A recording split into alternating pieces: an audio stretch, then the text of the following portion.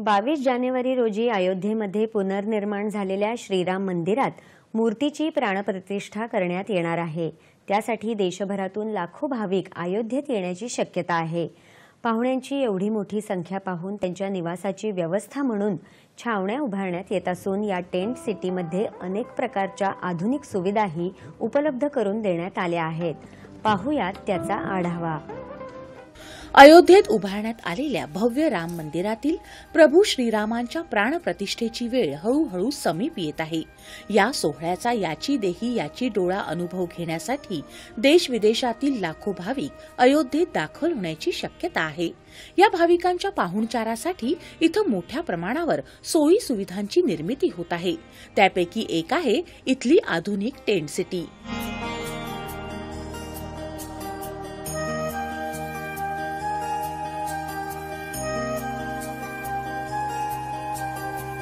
अयोध्येतील अनेक ठिकाणी उभारण्यात येत असलेल्या या टेंट सिटीची स्थापना आणि व्यवस्थापनाची जबाबदारी अयोध्या विकास प्राधिकरण आणि श्रीराम जन्मभूमी तीर्थक्षेत्र विश्वस्त व्यवस्थेकडे सोपवण्यात आली आहे।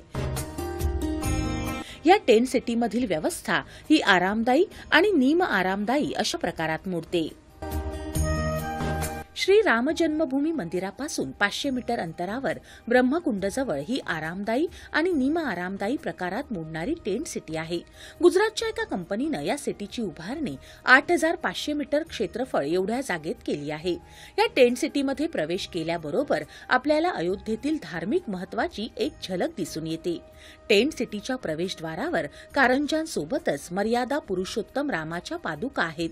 यासोबतच धनुष्यबाण, स्वस्तिक आणि ओम यांच्या आकृती दिसून येतात।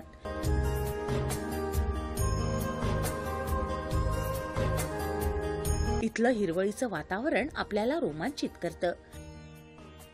देशविदेशातून अयोध्येत पोहोचणाऱ्या श्रद्धाळूंसाठी धर्मकुंड, रामकथा पार्क, कारसेवकपुरम, मणिराम दास की छावणी इथं विभिन्न वर्गाच्या टेंट सिटी उभारण्यात येत आहेत। याद्वारे हजारो भाविकांच्या आदरातिथ्याकरिता अयोध्या सज्ज आहे।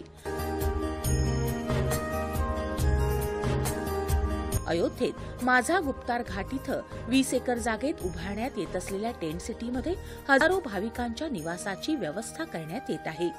ब्रह्मकुंड जवळही 35 टेंटची सिटी तयार होत आहे। रामकथा पार्क इथं 30 तंबू आहेत। अशा प्रकारे तीर्थक्षेत्र विश्वस्त व्यवस्थेमार्फत बाग बीजेसी इथं 25 एकर जागेत टेंट सिटी उभारली जातीये। यासोबतच कारसेवकपुरम आणि मणिराम दास की छावणी इथं उभारण्यात येणाऱ्या टेंट सिटीमध्ये हजारो श्रद्धाळूंच्या निवासाची व्यवस्था करण्यात येणार आहे।